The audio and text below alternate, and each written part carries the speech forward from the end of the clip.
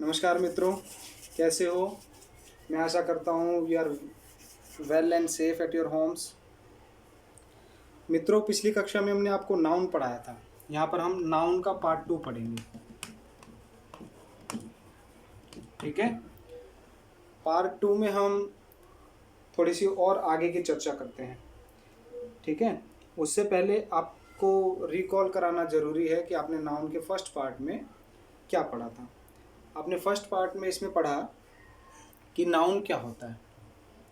Noun किसे बोलते हैं? A name of a person, place and thing. किसी भी व्यक्ति, वस्तु या स्थान के नाम को हम नाउन कहते हैं। ठीक है, संज्ञा कहते हैं।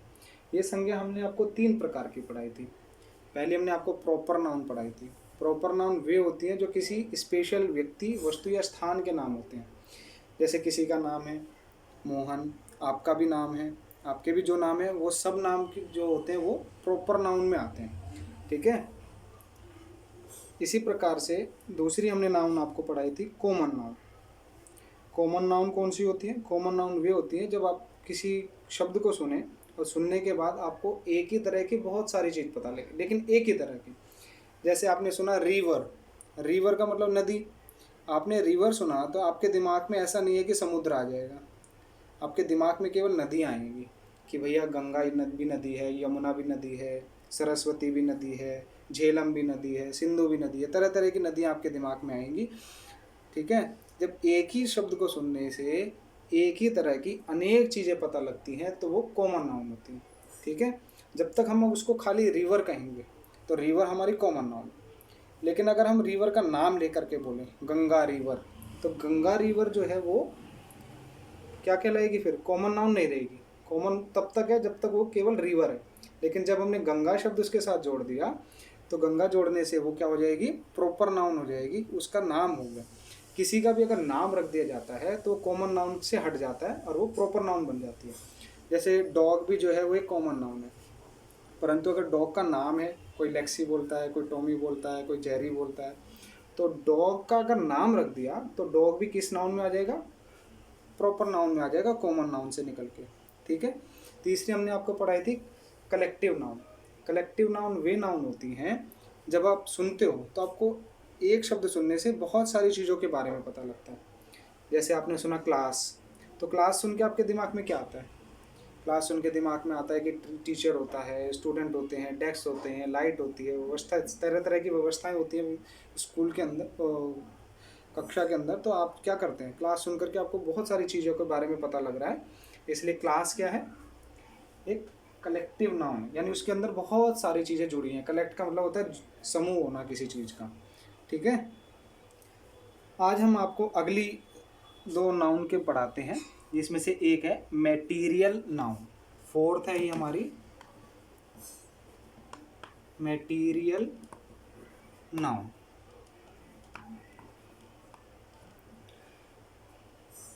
मटेरियल क्या होता है? अब ये मटेरियल नाउन आपके लिए नई नाउन हो गई क्योंकि आपने कभी सुना ही नहीं। मटेरियल, मटेरियल तो सुना है भैया, घर बनाने के लिए मटेरियल चाहिए। भैया मटेरियल कहाँ से मिलेगा? भैया रेत है, रेत कहाँ से मिलेगा? रेत भी क्या मटेरियल?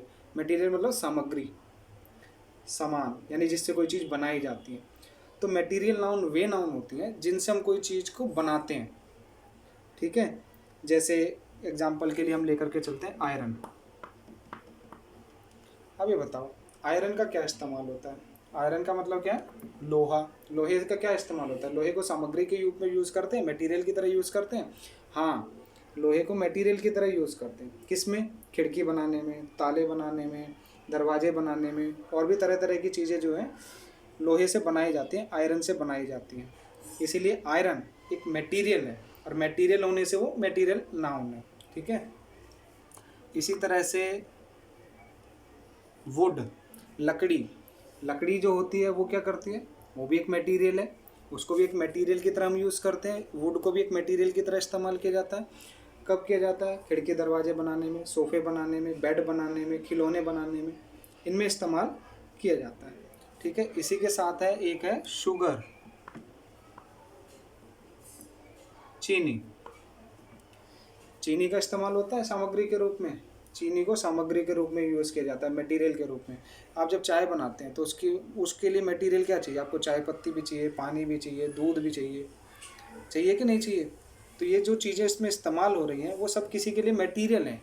तो मटेरियल होने से वो मटेरियल नाउन हो जाएंगे। जैसे शुगर का हम उसमें यूज़ करते हैं, शुगर को मटेरियल की तरह यूज़ करते हैं, तो शुगर भी मटेरियल नाउन हो जाएगा। ठीक है। इसी प्रकार से जब राइस है, चावल है, वो भी एक मटेरियल है क्योंकि उससे भी चीज़ें बनाई जाती हैं। एक नया शब्द है रेन, और आज तो रेन आई भी है, आपको पता है, बहुत ज़ोर से बारिश आई थी। तो रेन कैसी नाउन है? रेन भी एक मटेरियल नाउन है। आप बोलेंगे सर रेन कैसे मटेरियल नाउन हो गई? रेन भी किसी चीज़ के लिए मटेरियल है। किसके लिए? आपने देखा होगा जब बारिश होती है तो पौधे जो होते हैं अंकुरित हो जाते हैं, जो जिसमें फल नहीं लगते हैं उस पेड़ में भी फल लगने लगते हैं, ज़मीन उपजाऊ हो जाती है। आपने गांव में देखा होगा कि वर्षा के बाद ही जो होती है धान की फसल लगाई जाती है। क्यों लगाई जाती है? क्योंकि इससे ज़मीन की जो उपजाऊ शक्ति होती है वो बढ़ जाती है। तो रेन भी जो है मटेरियल नाउन है। किसके लिए मटेरियल है ये मटेरियल है फसल के लिए, इसलिए इसको क्या बोलते हैं?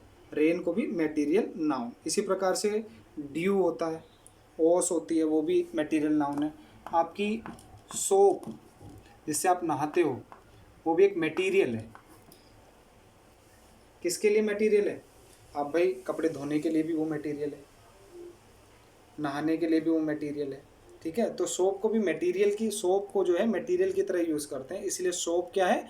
Material noun. ठीक है। आशा करता हूँ कि आपको मटेरियल नाउन समझ आई हो।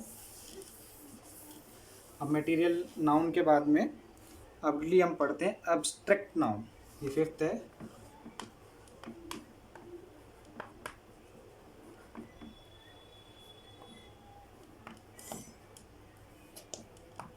एब्स्ट्रैक्ट नाउन, ये कौन सी नाउन होती है? इसको हिंदी में भाववाचक संज्ञा बोलते हैं। भाववाचक संज्ञाएं वे संज्ञाएं होती हैं जिनको हम केवल क्या करते हैं? अनुभव कर सकते हैं, शब्दों में बयान नहीं कर सकते। ठीक है। यानी एब्स्ट्रैक्ट नाउन वे नाउन हो जाएंगी जिनको आप शब्दों में बता ही नहीं सकते किसी को। जैसे कोई किसी को लव करता है, लव मतलब प्यार करता है, तो कितना प्यार करता है ये कभी वो शब्दों में बयान नहीं कर सकता है। ठीक है। क्योंकि लव जो है एक भावना का विषय है, समझने का विषय है, इसको शब्दों में बयान नहीं किया जा सकता। इसको आप अनुभव कर सकते हो लेकिन शब्दों में बता नहीं सकते हो। जिसको हम शब्दों में बयान नहीं कर सकते वो अब्स्ट्रैक्ट होते हैं, यानी भाव होते हैं हमारे। तो लव भी हमारा क्या है? अब्स्ट्रैक्ट भाव है, यानी भाव है ये भी। ठीक है। इसी प्रकार से जो हेट है यानी नफरत करना, नफरत भी हमारा भाव है। कोई किसी से कितनी नफरत करता है ये शब्दों में बयान नहीं कर सकता। ठीक है। ये अनुभव का विषय है, आपकी भावना है, इसको आप अपने अंदर महसूस कर सकते हैं परंतु दूसरे को शब्दों के जरिए बता नहीं सकते। ठीक है। इसी प्रकार से एंगर है, गुस्सा। आप किसी से कितना गुस्सा है कभी शब्दों में आप नहीं बता पाओगे। आप बोलने को बोलते होगे मैं आपसे बहुत गुस्सा हूँ, लेकिन इस बहुत गुस्से का क्या मतलब है?